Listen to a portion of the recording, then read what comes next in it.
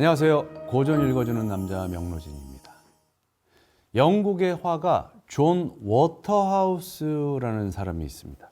이 사람이 그린 에코와 나르키소스라는 작품이 있는데요. 나르키소스가 물속에 자신을 들여다보고 있고 에코는 나무 뒤에 숨어서 그걸 바라보고 있습니다. 나르키소스, 나르시소스라고도 하는데 자기를 사랑하게 된 청년이죠. 어쩌다가 그렇게 됐을까요? 로마의 작가 오비디우스가 쓴 그리스 로마 신화 모음집인 변신 이야기를 읽고 이 그림을 본다면 훨씬 더 잘 이해가 되실 겁니다. 나르키소스는요, 물의 요정 렐리오페와 강의 신 케피오스의 아들로 태어난 미소년이었어요. 수많은 소녀들이 그를 좋아했습니다. 그런데 나르키소스가 자존심이 너무 강했어요. 눈이 너무 높아. 그 누구의 사랑도 받아들이지 않았어요. 그가 16세가 되었을 때 요정 에코도 그를 보고 사랑에 빠집니다. 에코는 원래 말을 정상적으로 할 줄 아는 요정이었는데 유피테르, 즉 제우스가 다른 요정들과 바람을 피울 때 남편을 찾아 헤매던 유노, 즉 헤라를 가로막고 수다를 떨었어요. 왜? 제우스의 상대 역이었던 요정이 자기 친구였거든요. 그래서 에코가 그 친구가 걸리지 않게 하려고 유노를 가로막고 막 이말저말을 합니다. 그러는 사이에 제우스와 그 친구 요정은 도망을 갑니다. 그러니까 유노가 화가 났겠죠. 그래서 에코한테 너는 평생 다른 사람의 맨 마지막 말만 반복하면서 살아라 하고 다른 언어 능력을 없애버렸어요. 에코가 메아리, 울림이라는 뜻이잖아요. 그리스 사람들이 산에서 야호 하면은 에코가 야호 하고 말을 되받아친다고 생각을 했나 봅니다. 자, 어쨌든 이런 에코가 숲에서 나르키소스를 보고 그만 첫눈에 반합니다. 에코는 소년을 미행을 합니다. 나르키소스가 돌아보지만 아무도 없습니다. 거기 누구 있어요? 그가 말을 하면 에코가 있어요? 라고 답을 해요. 나르키소스가 다시 묻습니다. 있으면 이리 나와. 에코가 답합니다. 나와. 아무도 보이지 않자 나르키소스가 또 물어요. 왜 나를 피하지? 피하지? 그러니까 이게 소통이 안 되는 거예요. 그러니까 나르키소스가 참 누가 없거나 또는 있어도 좀 정신이 이상한 여자이거나 이렇게 생각을 하고 신경을 안 쓰는 거예요. 누군지 몰라도 여기서 나랑 만나자. 마지막으로 나르키소스가 얘기를 하니까 에코가 단숨에 달려나와서 나르키소스를 껴안습니다. 하지만 나르키소스는 거부하죠. 뭐 하는 짓이야? 손 치워. 누군가 나를 사랑하게 하느니 차라리 죽는 게 나아. 저리 가! 나르키소스 너도 너무한 거야. 사람이 그러면 안 돼. 나르키소스는 이렇게 에코뿐만 아니라 수많은 요정과 여인들을 농락합니다. 다른 이들이 아무리 열렬히 사랑하고 표현을 해도 그저 비웃어. 너 그러다 벌 받는다. 네, 벌 받습니다. 왜 벌을 받냐면 이게 재밌어. 변신 이야기에 보면요, 여성들과 요정들이 모임을 결성합니다. 그 모임의 이름이 뭐냐? 나르키소스에게 차인 여인들 모임. 진짜예요. 그 나르키소스한테 버림받은 사람들이 모여서 신에게 빕니다. 신이요. 나르키소스도 이렇게 사랑에 마음만 졸이다가 그 사랑을 얻지 못하게 해주세요. 남을 사랑했는데 차이는 게 얼마나 가슴 아픈 건지 알게 해주세요. 이 기도를 들어요. 한 여신이. 근데 그 여신이 하필이면 복수의 여신이야. 복수의 여신이 네메시스가 접수를 했어요. 그래서 오케이, 접수했어. 내가 들어줄게. 나르키소스는 그것도 모르고 샘에 물을 마시러 가다가 자기 모습을 보고 자기와 사랑에 빠집니다. 천병희 선생이 번역한 이 대목을 한번 읽어드리죠. 그는 자기 자신을 보며 찬탄했고 파루스상 조각상으로 만든 대리석처럼 꼼짝 않고 같은 표정을 짓고 있었다.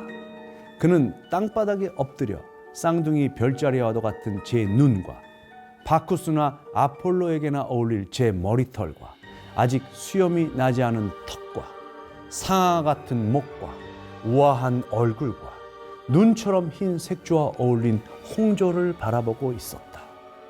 그는 자신을 찬탄의 대상으로 만드는 그 모든 것을 찬탄했다. 그는 저도 모르게 자신을 열망했으니 칭찬하면서 스스로 칭찬받고 바라면서 바람의 대상이고 태우면서 동시에 타고 있었던 것이다. 이 오비디우스의 표현 보세요. 서양 문화와 예술을 잘 이해하기 위해서, 아니 서양이라는 것 자체를 이해하기 위해서는 그리스 로마 신화를 반드시 알아야 합니다. 그런데 문화에는 원류가 있습니다. 흐름을 따라가다 보면 원천이라는 게 있죠. 영어로 된 문학을 이해하려면 먼저 셰익스피어를 알아야 합니다. 그런데 이 셰익스피어가 바로 오비디우스의 열렬한 독자였습니다. 아마도 변신 이야기의 다음 대목을 보시면 그 이유를 짐작할 수 있을 겁니다. 피라무스와 티스베라는 두 연인의 이야기입니다. 이 두 연인은 이웃집에 살고 있었어요. 피라무스는 바빌론에서 제일 잘생긴 청년이요, 티스베는 바빌론에서 제일 아름다운 처녀라고 나옵니다. 그런데 둘이 이웃에서 살고 있는데 문제는 뭐냐? 이 두 집안이 원수 집안이야. 뭔가 느낌이 싸하죠? 근데 둘이 서로 좋아해. 어쩌다 우연히 보고. 근데 원수 집안이니까 두 집안에서 저 집안 사람들하고 만나거나 뭐 친해지거나 하지 마라, 이런 엄명이 떨어졌어요. 근데 옛날 집이라서 두 집안 사이엔 돌담이 있어요. 서로 지나가다가 돌과 돌 사이에 요만한 구멍으로 서로 보게 됩니다. 딱 보고 서로 사랑에 빠져요. 그 돌담의 틈을 사이에 두고 얘기를 합니다. 아, 티스베 잘 있었어요? 피라무스 잘 있었어요? 하면서 얘기를 해요. 눈치 보면서 누구한테 걸리면 안 되니까 얘기하다가 손을 뻗어. 닿았을까요? 안다. 달래다 여기 딱 안다. 손을 뻗었는데 돌담이 깊어. 티스베 피라무스 안다. 미치는 거지. 자, 그래서 해결책이 없잖아. 얘기하는 것도 하루 이틀이지. 두 사람이 약속을 합니다. 왕릉 옆에 뽕나무. 농담 아닙니다. 왜 웃으세요? 뽕나무에서 만나기로 했어요. 해가 지고 나서 이제 티스베가 먼저 나가요. 걸리지 않아야 되니까 스카프를 머리에 두르고 나갑니다. 이렇게 안 걸리게 가서 뽕나무 밑에서 기다리고 있습니다. 그런데 저 멀리서 사자가 다가오죠. 사자가 방금 짐승을 잡아먹고 주둥이에 피를 묻히고 나무 아래로 어슬렁어슬렁 다가옵니다. 티스베가 그 모습을 보고 도망가요. 도망가다가 스카프를 떨어뜨립니다. 사자가 와서 사람 냄새가 나니까 살펴보다가 그 목도리 스카프를 물고 갈기갈기 찢어놓고 가요. 마침 그때 피라무스가 자기가 평소에 봤던 티스베의 스카프가 떨어져 있어. 근데 피가 묻어 있어. 보니까 저기에 사자의 뒷공무니가 보이는데 사자가 가고 있는 거죠. 피라무스가 나를 기다리고 있다가 티스베가 여기서 먼저 사자한테 당했구나 라고 생각을 합니다. 하룻밤이 두 연인을 죽이는구나. 가련한 여인이여 기다리시오 하고 자기가 옆에 찼던 칼을 빼서 스스로를 찔러서 목숨을 끊습니다. 티스베가 나중에 나타나요. 보니까 자기의 연인이 죽어 있어. 비명을 지르고 울부짖어.